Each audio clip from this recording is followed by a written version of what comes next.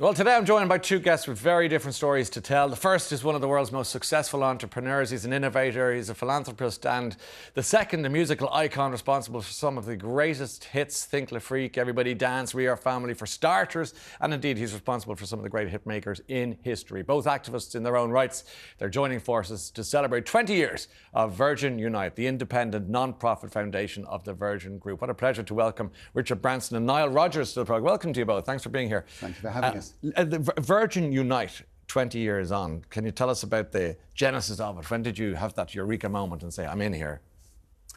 I think a bit like Nile, it started when we were young.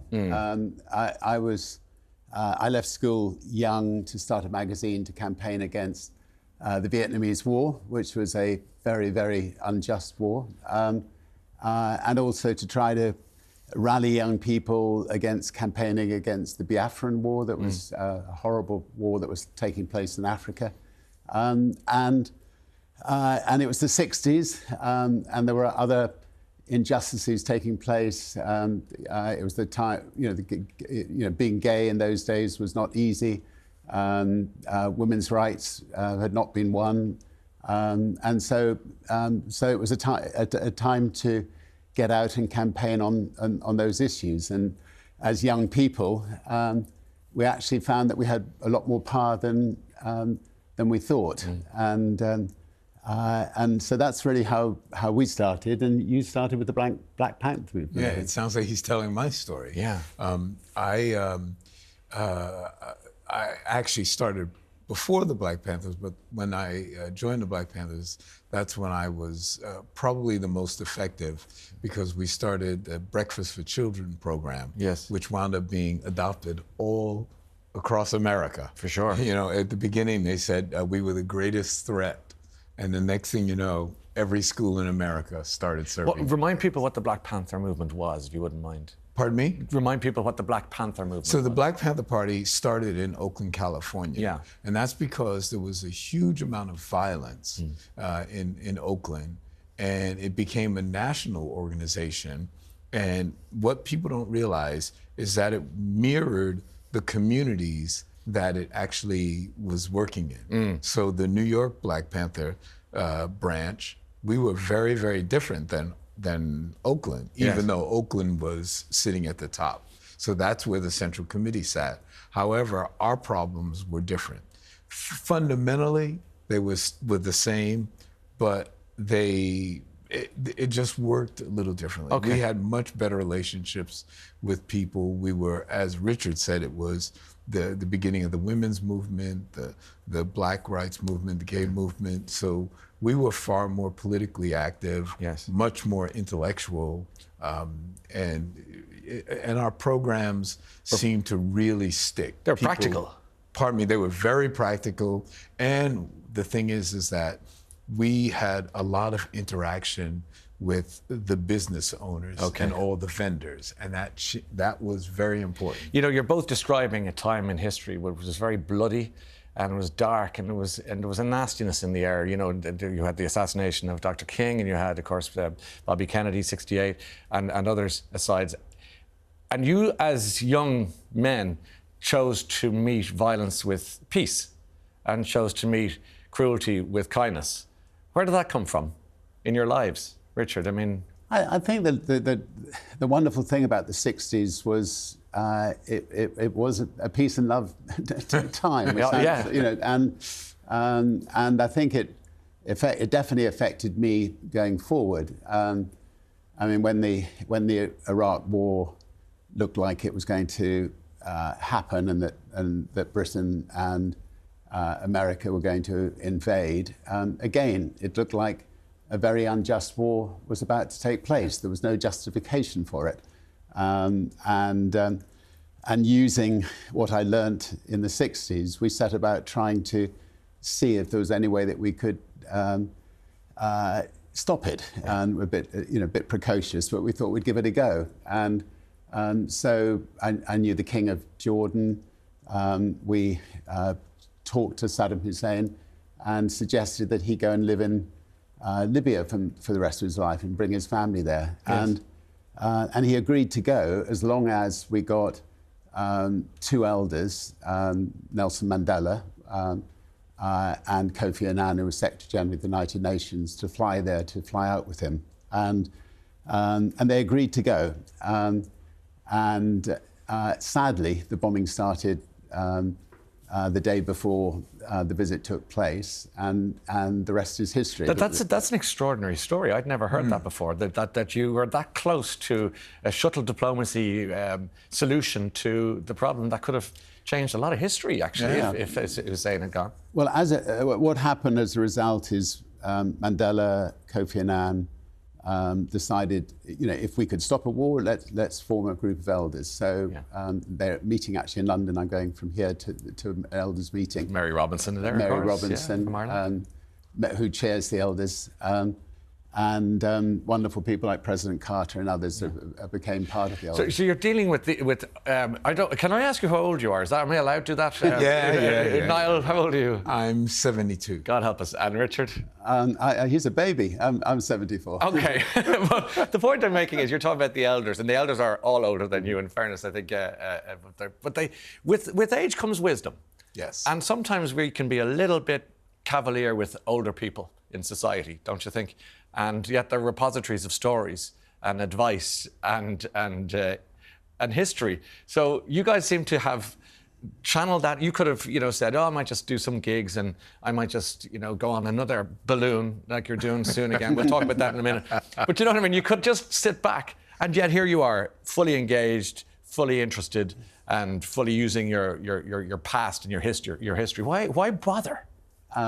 Because it would be a terrible waste we both led fascinating lives and full lives, and we are in a position to make a difference. But equally, what we do realise, looking back at our youth, is how powerful it is to be young, and how much young people can, they've got the energy to make the difference. So we're both involved in wonderful organisations to try to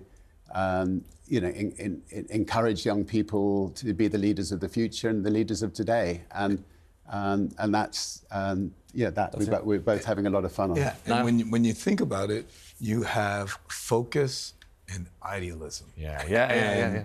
And for some reason, when you're that age, when we're teens, we see the world the way we want. We see the world that we'd like to see.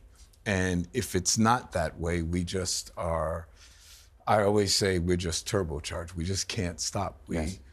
It's very difficult when you amass a certain amount of knowledge and you believe that you're doing the right thing to just sit back and say, well, let's just see what happens. Yeah. No, you're energized and you want to be a part of change. We talk about old people being slightly put aside, but equally young people can be underestimated. I mean, if you look at what's going to happen in America tomorrow week, young people could change the future of not just that country, but the planet. As a result. I mean, is that what you're thinking? You've got to get them out there, vote. You're praying to, I don't know who you're praying to or why, but the thing that I've found that's different, and I really feel uncomfortable saying this, when I was exactly the right age when they allowed us to vote at 18. Every single person I knew ran out and voted. But because now we've had 50 years of this right, people sort of take it for granted. They don't think about it. But honestly, when I turned 18, I don't know one person that didn't run out to vote. I didn't know one person that when we were younger, we couldn't wait to leave home. Like now, I know people at 35, 40 years old living with their parents. I'm like, are you kidding? I left home at 14. I got my job. I was working with Sesame Street at 16 years old. I was like, what's going on in this world? I left home at 15. So exactly. Well, I'm not going to get involved in this conversation. But tell me about then this partnership. Then you two guys, where did you meet? I mean, it feels like a wonderful Tinder date, but obviously not. Well, I'm sure we have met a few times before, but our team married us. Congratulations! Thank you. and we both. I mean, he's got a wonderful organisation named after We Are Family, one of his greatest songs, and Well, you explain that. Yeah, well, what you're doing. So three of my friends were in the first plane that was crashed into the World Trade Center.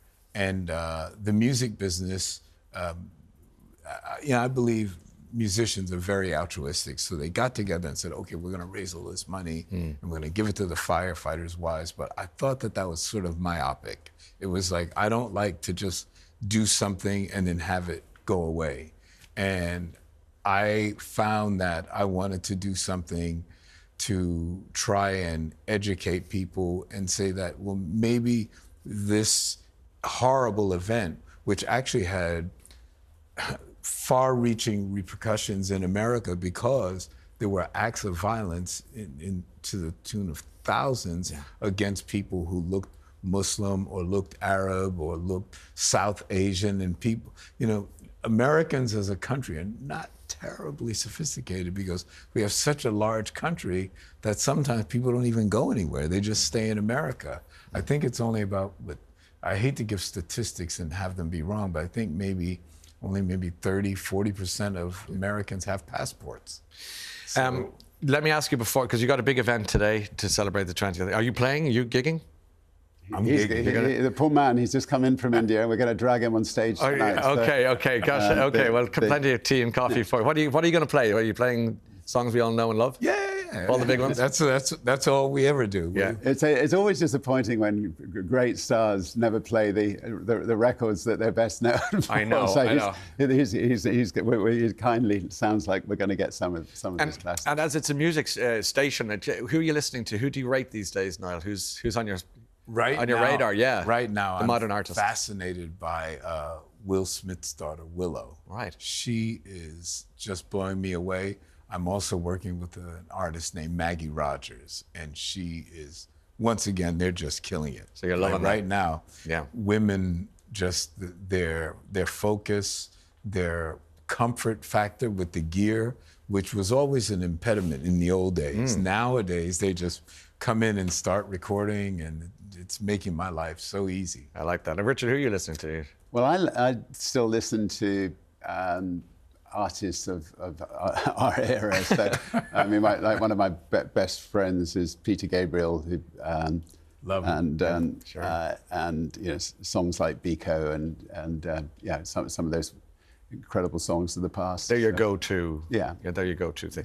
Okay, last question then. What keeps you curious? Oh, learning. I just love to meet people, learning all the time, asking questions. I have a notebook in my pocket, always writing things down, and trying to create things. Beautiful handiwork here.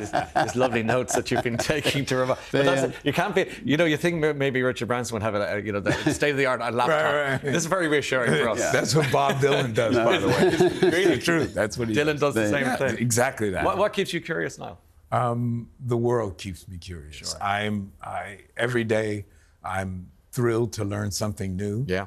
And if it's something that's inspiring, to try and put it into practice.